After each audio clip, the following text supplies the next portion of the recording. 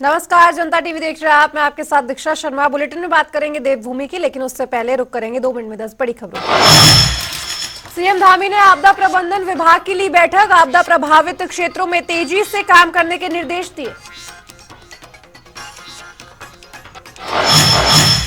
खटीमा गोलीकांड की बरसी पर राज्य आंदोलनकारियों को दी गई श्रद्धांजलि। कार्यक्रम में मुख्यमंत्री पुष्कर सिंह धामी रहे मौजूद। शहीदों को श्रद्धा सुमन अर्पित कर किया याद। मसूरी में रक्तदान शिविर का किया गया आयोजन। शहीदों की याद में हुआ कार्यक्रम। लोगों ने किया रक्तदान। बीजेपी का सदस्यता अभियान होगा शुरू। कार्यकर्ता घर घर जाकर दिलाएंगे लोगों को पार्टी की सदस्यता। सरकार की योजनाओं की भी देंगे जानकारी। सोशल मीडिया पर प्रशासन रखेगा कड़ी नजर। भ्रामक सूचनाएं पोस्ट करने पर होगी कड़ी कार्रवाई। हरिद्वार में रेलवे का बड़ा फैसला। सोमवती अमावस्या स्नान पर्व पर 2 अतिरिक्त ट्रेनों का किया जाएगा संचालन। 5 अतिरिक्त खोले जाएंगे काउंटर। देहरादून में मानक मैंथन कार्यक्रम का आयोजन। स्कूलों में दिए जा रहे हैं भोजन की गुणवत्ता को लेकर हुई चर्चा। हल्द्वानी में पुलिस को मिली बड़ी सफलता। स्मैक के साथ 2 आरोपी गिरफ्तार। मसूरी में पटरी व्यापारियों का धरना समाप्त। प्रशासन की ओर से मामले में जल्द कार्रवाई का दिया गया आश्वासन। देहरादून में चिकित्सकों की कमी दूर करेगा स्वास्थ्य विभाग। नर्सों और एएनएम का रिजल्ट जल्द होगा जारी।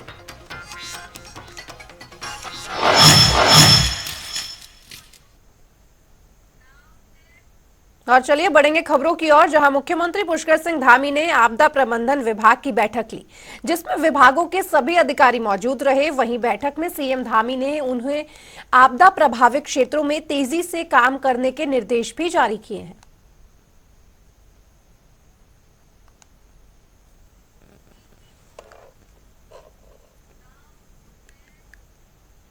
तो वहीं मसूरी में उत्तराखंड के शहीदों की याद में रक्तदान शिविर का भी आयोजन किया गया। इस मौके पर मौजूद पूर्व विधायक जोत सिंह गोंसाला ने रक्तदान शिविर की प्रशंसा की। साथ ही कहा कि जिन शहीदों ने उत्तराखंड के निर्माण को लेकर अपनी जान की आहुति दी थी, उनकी याद में ये रक्तदान शिविर का आयोजन किया जा रहा है। को आज के दिन याद भी करते हैं और उनकी याद में जीवन को बचाने के लिए रक्तदान के शिविर का जो आयोजन यहाँ पर प्रतापनगर जन कल्याण समिति मसूरी ने किया है, मैं उनको बधाई देता हूँ, मुबारक देता हूँ कि उनका एक अच्छा प्रयास है। समाज में इसकी आवश्यकता होती है। कहीं में एक कैप्शन लिखा हुआ पढ़ रहा था कि निरंकारी बाबा का था कि रक्त जो है नालियों में नहीं बहना चाहिए बल्कि नाड़ियों में बहना चाहिए, और रक्त व्यर्थ नहीं जाना चाहिए, किसी के काम आना चाहिए। तो ये बहुत बड़ा एक उस श्रृंखला में इन्होंने इस आयोजन को किया। तो मैं इनसे अपेक्षा करता हूं कि हर वर्ष ये इस रक्तदान शिविर को जो है स्वैच्छिक रक्तदान शिविर को आयोजित करते रहें। तो वहीं उत्तराखंड स्वास्थ्य विभाग की तरफ से मंकी पॉक्स को लेकर अलर्ट जारी कर दिया गया है और सभी जिलों के सरकारी अस्पतालों और सीएमओ को जरूरी दिशा निर्देश भी दे दिए गए हैं। इस बात को लेकर दून अस्पताल के एमएस डॉक्टर अनुराग अग्रवाल ने कहा कि एडवाइजरी जारी होने के बाद अभी तक मंकी पॉक्स का कोई भी केस हमारे पास नहीं आया है। एडवाइजरी जारी की और अभी तक कोई भी केस हमारे सामने ऐसा नहीं आया है। बाकी हमारे डॉक्टर पूरी तरह अलर्ट है। ये भी है कि जैसे वायरल डिजीज इस तरह की है, जैसे कि जो कि आदमी के जो पस, इसमें स्किन में पस टाइप का पड़ने शुरू हो जाता है, फफोले जैसे पड़ने शुरू होते हैं, तो उसके श्राव से या फिर उसके खांसने और छींकने से ये बीमारी मनुष्य में आपस में फैल सकती है। या फिर जहाँ पर बंदर का मांस, कच्चा मांस, इस तरह की चीजें खाई जाती हैं, तो उस तरह के लोगों में इनमें ज्यादा चांस रहेगा। तो ऐसे में भी बोलना चाहूँगा कि सिर्फ एक एडवाइजरी है, इसको हम लोग अपने स्तर पर पूरी तरह लागू करने की कोशिश कर रहे हैं, लेकिन ऐसा कोई भी पैनिक पब्लिक को नहीं होना चाहिए। जरूर से वो अलर्ट रहें। कोई भी इस तरह का बुखार है जहाँ पर स्किन में आपको लगता है कि फफोले पड़ रहे हैं, तो जरूर से अपने डॉक्टर को मिले। वो एक मंकी पॉक्स का केस हो सकता है और उसकी जांचें हमारे यहाँ उपलब्ध है। प्रधानमंत्री नरेंद्र मोदी 2 सितंबर यानी आज बीजेपी संगठन महापर्व की शुरुआत करेंगे। मुख्यमंत्री पुष्कर सिंह धामी के सदस्यता के साथ प्रदेश में अभियान का आगाज आज से होगा। वहीं प्रदेश मीडिया प्रभारी मनवीर सिंह चौहान ने बताया कि सदस्यता अभियान को पूरे प्रदेश भर में वृहद रूप से मनाया जाएगा। आगे उन्होंने क्या कुछ कहा, ये सुनिए। पार्टी के द्वारा पूरे देश भर में सदस्यता महाअभियान को संगठन पर्व के रूप में पूरे देश भर में मनाया जा रहा है और इसके लिए बूथ स्तर तक प्रत्येक बूथ से कम 200 नए भारतीय जनता पार्टी के सदस्य बनाने का लक्ष्य रखा गया है।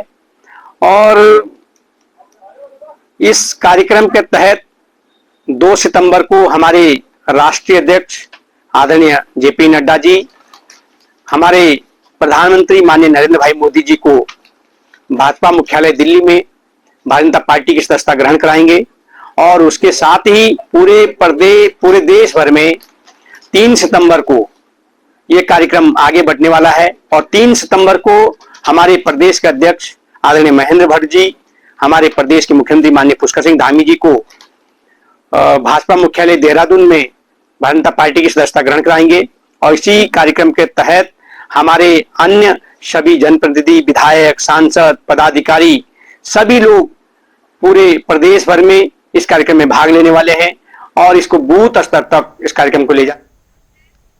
तो वहीं राज्य में बढ़ते अपराधों और बिगड़ती कानून व्यवस्था को लेकर कांग्रेस के वरिष्ठ नेताओं ने हरिद्वार रोशनबाद एसएसपी कार्यालय के सामने धरना प्रदर्शन किया। बता दें कि हरिद्वार के माधोपुर में वसीम की मौत और शांतर शाह में एक दलित नाबालिग बेटी के साथ दरिंदगी के बाद इन दोनों प्रकरण और प्रदेश में बर्बरता और दरिंदगी की अन्य घटनाओं को लेकर कांग्रेस लगातार धरना प्रदर्शन कर रही है। अपराधियों पर शिकंजा कसने का काम मेरी सरकार ने किया है और जितने भी मामले आपराधिक हुए हैं और हमारे सामने आए हैं सभी में लगभग खुलासा हुआ है और जो अपराधी लोग हैं वो शिक्षकों के पीछे हैं, उनके ऊपर सख्त से सख्त कार्रवाई हो रही है। तो जहां तक कानून व्यवस्था को ठीक रखने का काम है तो मेरी सरकार उसमें पूर्णतः सफल है और कहीं पर भी इस तरह की सूचनाएं आती है तो सरकार त्वरित कार्रवाई करती है और पुलिस का काम निश्चित तौर पर इससे सराहनीय है। तमाम बड़े मामले राजपुर रोड की डकैती से लेकर और वर्तमान में जो आईएसबीटी पर जिस प्रकार का मामला सामने आया, पुलिस ने बहुत कम समय रहते हुए तमाम अपराधियों को पकड़ा है और उन पर आज कार्रवाइयां चल रही है। तो वहीं भू कानून मूल निवास के लिए गैरसैंण में महारैली का आयोजन किया जा रहा है, जिसे लेकर कांग्रेस प्रदेश प्रवक्ता शीशपाल सिंह बिष्ट का कहना है कि कांग्रेस लंबे समय से सशक्त भू कानून और स्थायी राजधानी गैरसैंण की मांग कर रही है, लेकिन सरकार के कानों पर जू तक नहीं रेंग रही है। वहीं इसको लेकर बीजेपी विधायक खजान दास का कहना है कि इस मुद्दे को कांग्रेस बेवजह ही तूल दे रही है। कांग्रेस पार्टी लगातार गैरसैंण को अस्थायी राजधानी घोषित करने, मूल निवास और भू कानून के मुद्दे पर कड़े कानून बनाने की मांग कर रही है, लेकिन इस गूंगी बहरी सरकार के कानों में जू नहीं देख रही है। और आज सामाजिक संस्थाओं ने, आंदोलनकारी संगठनों ने गैरसैंण में इन सभी मुद्दों को लेकर के एक आंदोलन की रूपरेखा रखी है और कांग्रेस पार्टी का उसको समर्थन है। हमारे पूर्व अध्यक्ष आदरणीय गणेश गोदियाल जी स्वयं वहाँ पर उपस्थित हैं, हमारे जिलाध्यक्ष वहाँ पर उपस्थित हैं और निश्चित तौर पर अगर सरकार अभी भी नहीं चेतती है और जन भावना के अनुसार, आंदोलनकारियों की भावना के अनुसार अगर फैसले नहीं लेती है तो निश्चित तौर पर राज्य में बड़े आंदोलन के लिए सरकार को तैयार रहना चाहिए। मुझे लगता है ये कांग्रेस का सिगुम्बा है। कुल मिलाकर के राजधानी की अगर हम बात करते हैं, राजधानी, अस्थायी राजधानी की बात कांग्रेस कर रही है। जब उनके पास सत्ता थी तो क्यों नहीं उन्होंने अस्थायी या ग्रीष्मकालीन राजधानी घोषित की। मुझे लगता है कि भारतीय जनता पार्टी वो पार्टी है कि माननीय त्रिवेंद्र सिंह रावत जी हमारे माननीय सूबे के मुख्यमंत्री थे, उन्होंने गैरसैंण में घोषणा की और ग्रीष्मकालीन राजधानी घोषित की और आगे भी जो जितना प्रयास भारतीय जनता पार्टी गैरसैंण को लेकर के चिंतित है, कर रही है, वो करेगी।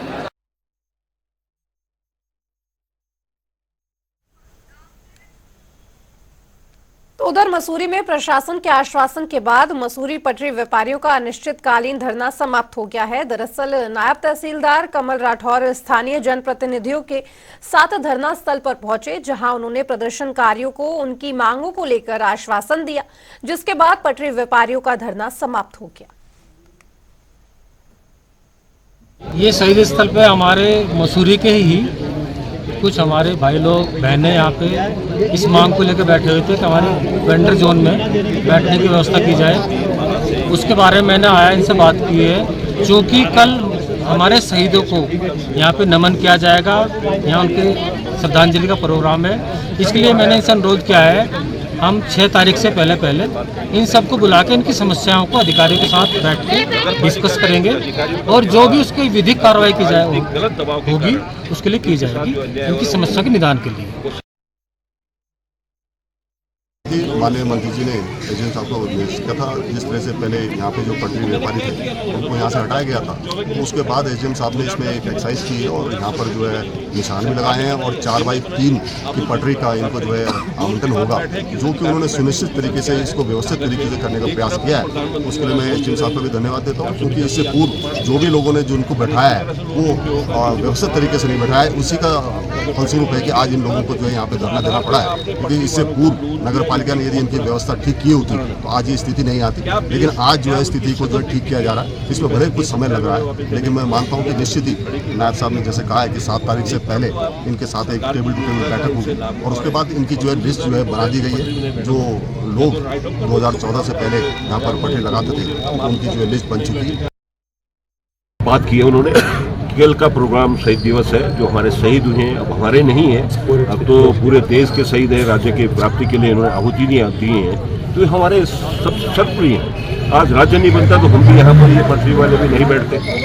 तो इसमें बातें हुई कि मैं 4 या 5 या 6 तारीख को SDM नगर पालिका के अधिकारी कर्मचारी वो बैठेंगे और सही तरीके से लिस्ट का निस्तारण होगा। जो वहाँ एक किसी अधिकारी और किसी के प्रेशर में जो लिस्टें बन रही हैं वो बहुत गलत है, चाहे भले वो हमारे मसूरी के लड़के हैं या महिला हैं जो भी हैं, पर लेकिन जो 30 साल 35 साल से बैठ रहा है, 25 साल से बैठ रहा है, 24 साल जब से राज्य बना है, कुछ आंदोलनकारी हमारी बहनें हैं, कुछ आंदोलनकारी हमारे साथी हैं, वो बैठ रहे हैं तो उनके साथ अन्याय नहीं होना चाहिए।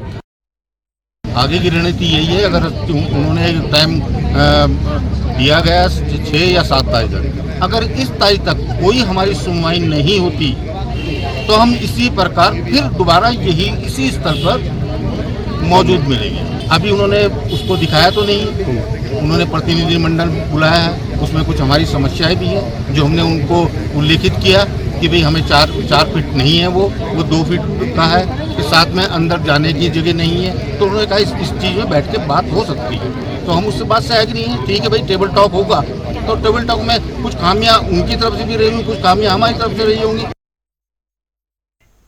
तो उधर खटीमा में बीजेपी नेता रंजीत सिंह नामधारी और बीजेपी प्रदेश कार्यकारिणी सदस्य रमेश चंद्र जोशी ने संयुक्त प्रेस कॉन्फ्रेंस की। इस दौरान उन्होंने विधायक कापड़ी पर कई आरोप लगाए हैं और बताया कि कार्यकाल के 2.5 साल बीत जाने के बाद भी विधायक ने जनता से किए हुए वादे पूरे नहीं किए। आगे उन्होंने क्या कुछ कहा, ये सुनिए।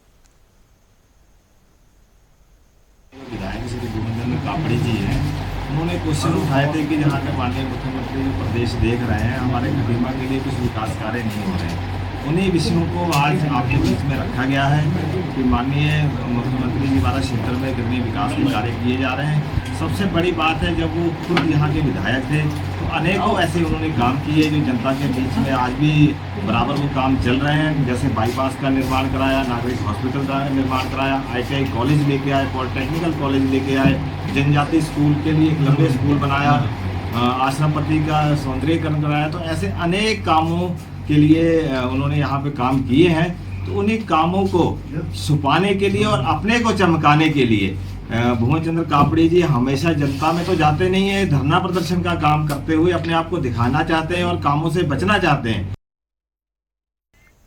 तो उधर नगर निकाय चुनाव को लेकर परिसीमन का काम पूरा हो चुका है। इसकी रिपोर्ट जल्द ही जिलाधिकारी सोनिका को सौंपी जाएगी। इस पर जानकारी देते हुए देहरादून के नगर आयुक्त गौरव कुमार ने कहा कि हमें परिसीमन के दौरान विभिन्न निर्वाचन पार्षदों और स्थानीय लोगों की तरफ से कुल 262 आपत्तियां प्राप्त हुई थी, जिसके बाद अब परिसीमन की रिपोर्ट तैयार हो चुकी है, जिसे जल्द ही डीएम को सौंप दिया जाएगा। जो हमारे द्वारा 17 तारीख को आपत्तियों हेतु प्रकाशन किया गया था, उसमें आपत्तियां जो प्राप्त हुई थी 262 आपत्तियां विभिन्न स्तरों से प्राप्त हुई थी। इसमें पूर्व पार्षद भी थे, सामान्य नागरिक भी थे, कुछ संगठन भी थे। उनको 24 तारीख को सुनवाई का अवसर दिया गया था माननीय जिलाधिकारी के द्वारा। लोगों ने उपस्थित होकर अपनी अपनी बात कही, उन सभी पर विचार किया गया, उन सभी का नियमानुसार निस्तारण किया गया है। यथासंभव प्रयास किया गया है कि सभी की जो उचित आपत्तियां हैं उन सभी को निस्तारित सही से किया जा सके, और पूर्ण रिपोर्ट हमने तैयार कर ली है। आज हम जिलाधिकारी महोदया को रिपोर्ट सबमिट कर देंगे। जिलाधिकारी महोदय का अनुमोदन प्राप्त होने के पश्चात वो रिपोर्ट शासन को प्रेषित कर दी जाएगी, जिसके उपरांत उसका पुनः प्रकाशन कर दिया जाएगा। बात करें राजधानी देहरादून के डोईवाला सामुदायिक स्वास्थ्य केंद्र की, तो वहां स्वास्थ्य शिविर का आयोजन किया गया, जिसमें 8 विशेषज्ञ चिकित्सकों ने लोगों को कई स्वास्थ्य सेवाएं दी गई। वहीं देहरादून के सीएमओ डॉक्टर संजय जैन ने कहा कि देहरादून जिले में पीएम जन मन योजना के अंतर्गत सामुदायिक स्वास्थ्य केंद्रों में विशेषज्ञ चिकित्सकों की उपलब्धता करवाई जा रही है। स्वास्थ्य शिविर ये 2 तरह के चल रहे हैं। एक तो पीएम जनमन योजना के अंतर्गत सभी सामुदायिक स्वास्थ्य केंद्र में विशेषज्ञ चिकित्सकों की उपलब्धता कराते हुए स्वास्थ्य शिविर लगाए जा रहे हैं, जिसमें कल ही हमारा सीएससी डोईवाला में शिविर लगाया गया था, जिसमें विशेषज्ञ चिकित्सक हमको इंद्रेश हॉस्पिटल से उपलब्ध कराए गए थे। उससे पहले हमने पिछले हफ्ते रायपुर में भी इसी टाइप का, तो हमारे जितने 500 सीएससी हैं उनमें इंद्रेश हॉस्पिटल के विशेषज्ञ डॉक्टरों की मदद से हम लोग शिविर का आयोजन आगामी माह में भी अब करेंगे। तो इसमें जनता ज्यादा से ज्यादा लाभान्वित हो सके, उसके लिए हमारे स्तर से व्यापक प्रचार प्रसार इन कैंपों का किया जा रहा है।